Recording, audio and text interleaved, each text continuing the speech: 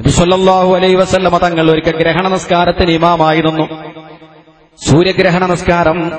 ആ സൂര്യഗ്രഹണ നമസ്കാരത്തിന് ഇമാമായി നിൽക്കുന്ന സന്ദർഭത്തിൽ അല്ലാഹുവിന്റെ റസൂല് മിഹ്റാബിൽ നിൽക്കുമ്പോൾ പെട്ടെന്ന് എന്തോ സാധനം എടുക്കാൻ വേണ്ടി മുന്നോട്ട് പോകുന്നത് പോലെ പ്രവാചകൻ മുന്നോട്ട് നടന്നു. കുറച്ചു കഴിഞ്ഞപ്പോൾ പേടിച്ചുകൊണ്ട് പിന്മാറുന്നത് പോലെ പിറകോട്ട് മാറി. സഹാബത്തിനൊന്നും മനസ്സിലായില്ല. നിസ്കാരമെല്ലാം കഴിഞ്ഞതിന്റെ ശേഷം സ്വഹാബത്ത് ചോദിച്ചു, നബിയെ, തങ്ങളെന്താണ് നിസ്കാരത്തിൽ മുന്നോട്ട് നടക്കുന്നത് ഞാൻ കണ്ടു, ബേക്കോട്ട് നടക്കുന്നതും ഞാൻ കണ്ടല്ലോ, എന്ത് പറ്റി നബിയെ നിസ്കാരത്തിൽ? അള്ളാന്റെ റസൂല് പറയുന്നു, ഇമാം ബുഖാരി റഹ്മത്തുള്ളാഹി അലൈഹി റിപ്പോർട്ട് ചെയ്യുന്ന ഹദീസാണ്, സ്വഹാബത്തെ, ഞാൻ നിങ്ങൾക്ക് ഇമാമായി മിഹ്റാബിൽ നിൽക്കുമ്പോൾ അള്ളാഹു സ്വർഗം എന്റെ മുമ്പിൽ പ്രദർശിപ്പിച്ചു. ഞാൻ ശരിക്ക് സ്വർഗം ഇങ്ങനെ കണ്ടു. ഇന്നത് പറഞ്ഞാൽ പ്രയാസമല്ല. ഇനി നമ്മൾ ലൈവായിട്ട് കാണുന്നുണ്ടല്ലോ, അമേരിക്കയിലും റഷ്യയിലും ഫ്രാൻസിലും നടക്കുന്നത്, എവിടെ നടക്കുന്ന കളിയും നമ്മളെ ബെഡ്റൂമിൽ നമുക്ക് കാണാം. നബി സല്ലല്ലാഹു അലൈഹി വസല്ലമ തങ്ങളുടെ മുമ്പിൽ സ്വർഗം ഇങ്ങനെ കാണിച്ചു കൊടുത്തു. സ്വർഗം കണ്ടപ്പോൾ, അതിൽ തൂങ്ങിക്കിടക്കുന്ന ഒരു മുന്തിരിക്കുല കണ്ടപ്പോൾ അതെന്റെ തൊട്ടു മുമ്പിലായി എനിക്ക് തോന്നി. ആ മുന്തിരിക്കുല കണ്ടപ്പോൾ എനിക്ക് ആശയുണ്ടായി, അത് പറിച്ചെടുക്കാനും നിങ്ങൾക്കൊക്കെ വിതരണം ചെയ്യാനും ഞാൻ ആഗ്രഹിച്ചു. അങ്ങനെ ആ മുന്തിരിക്കുല പറിച്ചെടുക്കാൻ വേണ്ടി ഞാൻ മുമ്പോട്ട് നടന്നതാണ് സഹാബത്തെ. ശഫീഉനാ റസൂലുള്ളാഹി മുന്തിരിക്കുല പറിക്കാൻ വേണ്ടി പോയതാ. അതെങ്ങാനും എന്റെ കയ്യിൽ കിട്ടിയിരുന്നെങ്കിൽ ഖിയാമത്ത് നാൾ വരെ അത് മതിയാവും. എത്ര എടുത്താലും തീരൂലല്ലോ. പക്ഷെ കിട്ടിയില്ല, പോയി, അകന്നുപോയി. പിന്നെ നബി തങ്ങളോട് ചോദിച്ചു, എന്തിനാ നബിയെ ബേക്കോട്ടടിച്ചത്? പെട്ടെന്ന് തങ്ങൾ പിറകോട്ട് മാറിയല്ലോ. ഉടനെ അള്ളാന്റെ റസൂല് പറഞ്ഞു, ഞാൻ പിറകോട്ട് മാറിയത് സ്വർഗം കാണിച്ചെന്ന്, അതേ സ്ഥലത്ത് അള്ളാഹ് നരകവും കാണിച്ചു വന്നു. ഭയാനകമായ നരകം എന്റെ മുമ്പിൽ പ്രദർശിപ്പിക്കപ്പെട്ടു. ആ നരകത്തിന്റെ ഭയാനകത കണ്ടപ്പോൾ, നരകത്തിൽ കത്തിക്കരിയുന്ന ഇബ്ലീസുൽ ലഈൻ ഒരു തീക്കൊള്ളിയെടുത്ത് എന്റെ നേരെ ചൂണ്ടിയപ്പോൾ ഞാൻ പിറകോട്ട് മാറിയതാണ് സഹാബത്തെ. ശഫീഉനാ റസൂലുള്ളാഹി. ഹദീസ് സുദീർഘമാണ്, എന്റെ വിഷയത്തിന്റെ ഭാഗം മാത്രം പറയുകയാണ്. സഹാബത്ത് ചോദിച്ചു, നരകത്തിൽ ആരാണ് നബിയെ കൂടുതൽ? ഉടനെ പ്രവാചകർ പറഞ്ഞു, വറഅയ്തു അക്സറ അഹ്ലിഹൻ നിസാ, നരകത്തിൽ ഏറ്റവും കൂടുതൽ ഞാൻ കണ്ടത് സ്ത്രീകളാകുന്നു. സഹീഹുൽ ബുഖാരിയിലെ ഹദീസാണത്. നരകത്തിൽ ഏറ്റവും കൂടുതൽ സ്ത്രീകളാണ്. ഇത് കേട്ടപ്പോ പുരുഷന്മാരുടെ മനസ്സ് തേങ്ങി. അവർ ചോദിച്ചു, നബിയെ, എന്തുകൊണ്ടാണ് സ്ത്രീകൾ ഇങ്ങനെ നരകത്തിൽ വരാൻ കാരണം? ബികുഫ്രിഹിന്ന, നന്ദി കെട്ട സ്വഭാവമുള്ളത് കൊണ്ടാണ്, കുഫ്ർ കൊണ്ടാണ്. ബികുഫ്രിഹിന്ന എന്ന് പറഞ്ഞപ്പോൾ അവർ ചോദിച്ചു, യക്ഫുർന ബില്ലാ, അള്ളാഹിനോട് നന്ദി കെട്ട സ്വഭാവം കാണിച്ചത് കൊണ്ടാണോ, അള്ളാഹുവിനോട് കുഫ്ർ കാണിച്ചത് കൊണ്ടാണോ നരകത്തിൽ വന്നത്? ഉടനെ പ്രവാചകർ പറഞ്ഞു, അല്ല, വലാക്കി യക്ഫുർനൽ അശീർ, ഭർത്താക്കന്മാരോട് നന്ദിയില്ലാത്തത് കൊണ്ടാണ്. ഭർത്താക്കന്മാരോട് വളരെ നന്ദിയില്ലാതെ പെരുമാറും. എത്ര നിഅമത്ത് ചെയ്തു കൊടുത്ത ഭർത്താവാണെങ്കിലും, എത്ര സ്നേഹിക്കുന്ന ഭർത്താവാണെങ്കിലും അതെല്ലാം തള്ളിപ്പറയുന്ന സ്വഭാവം, നിസാരമായി കാണുന്ന സ്വഭാവം, ആ സ്വഭാവക്കാരിയായ പെണ്ണുങ്ങളാണ് നരകത്തിൽ കൂടുതലെന്ന് നബിയുനാ റസൂലുള്ളാഹി. നിസ്കാരത്തിന്റെ കുറവല്ല, നോമ്പിന്റെ കുറവല്ല, ഖുർആൻ പാരായണത്തിന്റെയോ സദഖയുടെയോ കുറവല്ല, ഭർത്താക്കന്മാരോട് നന്ദിയില്ലാത്തൊരൊറ്റ കാരണമാണ് ഏറ്റവും കൂടുതൽ നരകത്തിൽ വന്നതെന്ന് നബിയുനാ റസൂലുള്ളാഹി. ആലോചിച്ചു നിങ്ങൾ, അല്ലാഹു നമ്മളെ കാത്തുരക്ഷിക്കട്ടെ, പടച്ചോൻ നമ്മളെ സഹോദരിമാരെ കാത്തുരക്ഷിക്കട്ടെ. ഭർത്താവിനോട് നന്ദിയില്ലാതെ പെരുമാറിയത് കൊണ്ടാണ് നരകത്തിൽ കൂടുതൽ പെണ്ണുങ്ങൾ വന്നത്. ബുഖാരി ഇമാം റിപ്പോർട്ട് ചെയ്യുന്ന ഹദീസാണ്. ആലോചിക്കേണ്ടതല്ലത്. അപ്പൊ അതുകൊണ്ട് ഒന്നാമത്തെ ഗുണം അനുസരണമാണ് ഒരു പെണ്ണിനുണ്ടാവേണ്ടത്. അതില്ലെങ്കിൽ പിന്നെ മറ്റു ഗുണങ്ങളൊന്നും എണ്ണി പറയണ്ട. നിസ്കരിക്കുന്നോ, നോമ്പ് വിൽക്കുന്നോ, ഹജ്ജിന് പോയില്ലെന്നോ ഒന്നും പറയേണ്ട ആവശ്യം. ഇതുണ്ടോ? സ്വർഗത്തിൽ കടക്കണമെങ്കിൽ അത് ആവശ്യമാണ്. ഹിയ ജന്നത്തുക്കി ഹിയ നാറുക്കി, നിന്റെ ഭർത്താവ് നിന്റെ സ്വർഗമാണ്, നിന്റെ ഭർത്താവ് നിന്റെ നരകമാണ്. ഭർത്താവുമായുള്ള ബന്ധം നന്നായാൽ അക്കാരണം കൊണ്ട് സ്വർഗം, ഭർത്താവുമായുള്ള ബന്ധം മോശമായാൽ അക്കാരണം കൊണ്ട് നരകം. ഭർത്താവ് നിന്റെ സ്വർഗം, ഭർത്താവ് നിന്റെ നരകം. ആ ഹദീസ് ആലോചിച്ചു. രണ്ടാമതായി ഒരു സ്ത്രീക്കുണ്ടാവേണ്ട ഗുണം, നബി സല്ലല്ലാഹു അലൈഹി വസല്ലമ തങ്ങളോട് ഒരു സഹാബി ചോദിച്ചു, അയ്യുൻ നിസായി ഖൈറു യാ റസൂലല്ലാഹ്, ഏതൊരു പെണ്ണാണ് നബിയെ ഖൈറായ പെണ്ണ്? പെണ്ണുകളെ കൂട്ടത്തിൽ നല്ല പെണ്ണ് ഏതാണ്? നല്ല ഭാര്യ ഏതാണ്?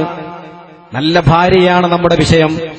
ഇവിടെ ചോദിക്കുന്നു റസൂലുള്ളാഹിനോട്, അയ്യുൻ നിസായി ഖൈറു യാ റസൂലല്ലാഹ്, അള്ളാഹുവിന്റെ റസൂലെ, ഏതൊരു പെണ്ണാണ്, ഏതൊരു ഭാര്യയാണ് ഖൈറായ ഭാര്യ, നല്ല ഭാര്യ ആരാണ്? നമ്മളെ വിഷയത്തിന് മറുപടി അള്ളാന്റെ റസൂല് പറയാണ്, പ്രവാചകനോട് ഇതേ ചോദ്യം ചോദിച്ചു, നല്ല ഭാര്യ ആരാണ്? അല്ലാഹുവിന്റെ റസൂല് പറഞ്ഞു കൊടുക്കുന്ന മറുപടി എന്താണ്? തസുറുഹു ഇദാ നളർ തസുറുഹു ഇദാ നളർ വതുതിഉഹു ഇദാ അമർ വലാ തുഖാലിഫുഹു ഫീ നഫ്സിഹാ വമാലിഹാ ബിമാ യക്റഹ്. 3 കാര്യങ്ങൾ പ്രവാചകൻ പറഞ്ഞു കൊടുത്തു. നല്ല ഭാര്യയുടെ ലക്ഷണം. ആരാണ് നല്ല ഭാര്യ? തസുറുഹു ഇദാ നളർ, അവളെ മുഖത്തേക്ക് നോക്കുമ്പോൾ അവൾ നിന്നെ സന്തോഷിപ്പിക്കും. പുറത്തിറങ്ങിപ്പോകുന്ന ഭർത്താവ് എത്ര ക്ലേശങ്ങളുണ്ടെങ്കിലും, എത്ര ബുദ്ധിമുട്ടുണ്ടെങ്കിലും, എത്ര ടെൻഷനുണ്ടെങ്കിലും സ്വന്തം വീട്ടിലേക്ക് കയറി വന്ന് തന്റെ പ്രിയപ്പെട്ട സഹധർമ്മിണിയുടെ മുഖത്തേക്ക് നോക്കിയാൽ, തന്റെ പ്രിയപ്പെട്ട ഭാര്യയുടെ മുഖത്തേക്ക് നോക്കിയാൽ, ആ ഭാര്യയുടെ മുഖം കാണലോടുകൂടി അവന്റെ വിഷമങ്ങളെല്ലാം തീർന്നുപോയി, അവന്റെ മനസ്സ് സന്തോഷിച്ചുപോയി. അങ്ങനെ ഭർത്താവ് മുഖത്തേക്ക് നോക്കിയാൽ ഭർത്താവിന്റെ വിഷമങ്ങൾ നീക്കിക്കളയുന്ന നല്ല സന്തോഷവതിയായ മുഖത്തോടുകൂടെ ഭർത്താവിനെ കാണുന്നവളാണ് ഏറ്റവും നല്ല പെണ്ണെന്ന് നബിയുനാ റസൂലുള്ളാഹി. തസുറുഹു ഇദാ നളർ, അവളെ മുഖത്തേക്ക് നോക്കുമ്പോൾ അവന് സന്തോഷമുണ്ടാകുന്നു. എന്ത് വിഷമുണ്ടെങ്കിലും വീട്ടിൽ വന്ന് ഭാര്യയുമായുള്ള ബന്ധം അവളെ മുഖത്തേക്ക് നോക്കിയാൽ സന്തോഷം. അതാ ഖൈറായ പെണ്ണ്, നല്ല ഭാര്യ അതാണ്. തസുറുഹു, അവൾ നിന്നെ സന്തോഷിപ്പിക്കും. ഇദാ നളറ, അവൻ അവളുടെ മുഖത്തേക്ക് നോക്കിയാൽ തന്നെ സന്തോഷമായി. അവളുടെ മനോഹരമായ തിളക്കമുള്ള സന്തോഷത്തിന്റെ മുഖം, സ്നേഹത്തിന്റെ മുഖം, സ്നേഹം വായിച്ചെടുക്കാൻ പറ്റുന്ന മുഖം കണ്ടാൽ, ഇത്ര വലിയ സ്നേഹനിധിയായ ഒരു ഭാര്യ എനിക്കുണ്ടെങ്കിൽ, ഇത്രയേറെ എന്നെ ഇഷ്ടപ്പെടുന്ന ഒരു ഭാര്യ എനിക്കുണ്ടെങ്കിൽ, മറ്റ് പ്രശ്നങ്ങളൊന്നും അവന്റെ മുമ്പിൽ പ്രശ്നങ്ങളെയല്ല. ആ രൂപത്തിൽ ഭർത്താവിന്റെ മുമ്പിൽ മുഖം കാണിക്കാൻ കഴിയുന്ന പെണ്ണ് അവളാണ് നല്ല ഭാര്യ എന്ന് നബിയുനാ റസൂലുള്ളാഹി. ഒന്നാമത്തെ ഗുണം, നോട്ടത്തിൽ തന്നെ ഭർത്താവിനെ സന്തോഷിപ്പിക്കുന്നവൾ. രണ്ടാമത്തെ ഗുണം പ്രവാചകൻ പറയുന്നത് വതുതിഉഹു ഇദാ അമർ, എന്ത് കൽപ്പിച്ചാലും അനുസരിക്കുന്നവൾ, ഭർത്താവിനോട് എതിർക്കാത്തവൾ. തുതിഉഹു, ഭർത്താവിനിക്ക് വഴിപ്പെടും. ഇദാ അമറ, അവൻ കൽപ്പിച്ചാൽ, ഭർത്താവിന്റെ കൽപ്പന എന്ന് പറഞ്ഞാൽ അതനുസരിക്കാനും അതുപോലെ പ്രവർത്തിക്കാനും അവൾക്ക് വലിയ താല്പര്യമാണ്. അവൾക്ക് ഇഷ്ടമുണ്ടായാലും അവരുടെ പ്രകൃതിയോട് യോജിക്കുന്നതല്ലെങ്കിൽ പോലും ഭർത്താവിനിക്ക് വഴിപ്പെടുക എന്ന വിഷയത്തിൽ വളരെ തൽപരയാണ് അവർ. എന്ത് കൽപ്പിച്ചാലും അനുസരിക്കുന്നവളെന്നാണ് രണ്ടാമത്തെ കാര്യം. മൂന്നാമതായി നബി സല്ലല്ലാഹു അലൈഹി വസല്ലം തങ്ങൾ പറയാണ്, വലാ തുഖാലിഫുഹു ഫീ നഫ്സിഹാ വമാലിഹാ ബിമാ യക്റഹ്, അവളുടെ ശരീരത്തിലും അവളെ സമ്പത്തിലും ഭർത്താവിற்கு ഇഷ്ടമില്ലാത്ത ഒന്നും അവൾ ചെയ്യാത്തവളാണ്. അവളെ ശരീരം ഭർത്താവിനുള്ളതാണ്. ആ ശരീരത്തിലേക്ക് നോക്കാനോ മറ്റുള്ളവർ അനുവദിക്കാത്ത പെണ്ണ്, മറ്റുള്ളവരുടെ മുമ്പിൽ പ്രത്യക്ഷപ്പെടാത്ത പെണ്ണ്, അവളെ നഫ്സിലും അവളെ സമ്പത്തിലും ഭർത്താവ് ഇഷ്ടപ്പെടാത്ത ഒന്നും ചെയ്യാത്തവൾ. ഈ 3 കാര്യങ്ങളുള്ളവളാണ്, ഈ 3 ലക്ഷണമുള്ളവളാണ് ഏറ്റവും നല്ല ഭാര്യ എന്ന് നബിയുനാ റസൂലുള്ളാഹി. 3 മനസ്സിലായില്ലേ? അവളെ മുഖത്തേക്ക് നോക്കിയാൽ ഭർത്താവിന്റെ മനസ്സ് സന്തോഷം കൊണ്ട് പുളകിതമാകുന്നു. എന്ത് കൽപ്പിച്ചാലും അനുസരിക്കുന്നു. അവളെ ശരീരം, അവളെ സമ്പത്ത്, അത് രണ്ടിലും ഭർത്താവിനക്ക് ഇഷ്ടമില്ലാത്ത ഒന്നും ചെയ്യാത്തവൾ. അങ്ങനെയാണ് ഖദീജ ബീവി റളിയല്ലാഹു തആല അന്നലെ നമ്മൾ പറഞ്ഞില്ലേ, ബീവി ഖദീജയുടെ ശരീരം, ബീവി ഖദീജയുടെ സമ്പത്ത് അത് മുഴുവനും ഭർത്താവിനുള്ളതാണ്. ദരിദ്രനായ ഭർത്താവിനുള്ളതായി നീക്കിവെച്ചു ഖദീജ. ശരീരം ഭർത്താവിന്, തന്റെ സമ്പത്ത് ഭർത്താവിന്. നിങ്ങൾ ആലോചിച്ച് നോക്കൂ, എത്രയേറെ സ്നേഹിച്ചു ആ നബിനെ, എത്രയേറെ അനുസരിച്ചു.